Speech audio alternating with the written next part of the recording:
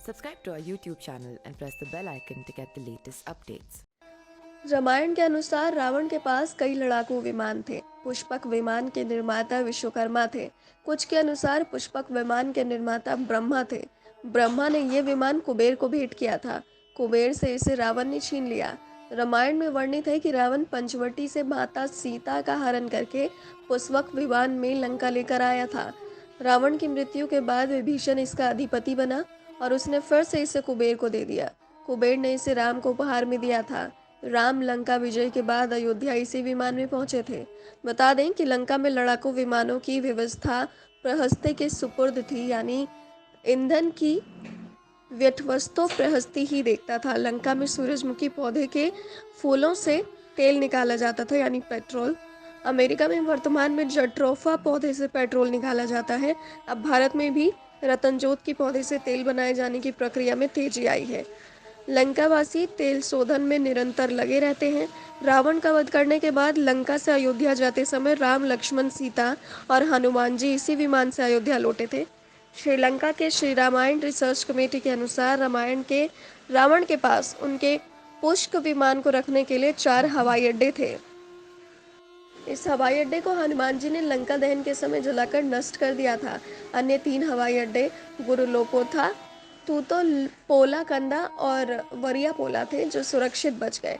पुष्पक विमान की खासियत ये थी कि वाल्मीकि रामायण के अनुसार पुष्पक विमान मोर जैसी आकृति का आकाशचारी विमान था, जो अग्नि वायु की समन्वय ऊर्जा से चलता था। इसकी गति तीव्र थी और चालक की इच्छानुसार इसे किसी भी दिशा में गतिशील रखा जा सकता था।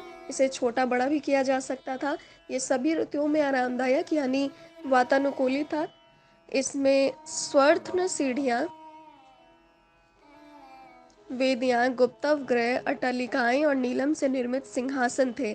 अनेक प्रकार के चित्र और जलियों से ये सुसज्जित था। ये दिन और रात दोनों समय गतिमान रहने में समर्थ था। तकनीकी दृष्टि ने पुष्पक में इतनी खूबियां थी जो वर्तमान विमानों में नहीं है। ताज़ा शोधों से पता चलता है कि यदि उस युग का पुष्पक या अन्य विमान आज आकाश गमन कर ले तो उनके विद्युत चुंबकीय प्रभाव से मौजूदा विद्युत व संचार जैसी व्यवस्थाएं ध्वस्त हो जाएंगी।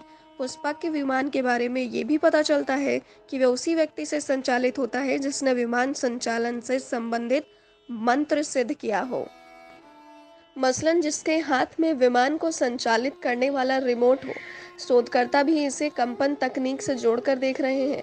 पुष्पक की एक विलक्षणता ये भी थी कि वह केवल एक स्थान से दूसरे स्थान तक ही उड़ान नहीं भरता था, बल्कि एक ग्रह से दूसरे ग्रह तक आवागमन में भी सक्षम था, यानी वह अंतरिक्ष यान की क्षमताओं से भी युक्त था। इस विवरण से जाहिर होता है कि यह उन्नत प्रौद्योगिकी और वास्तुकला का अनूठा नमूना था।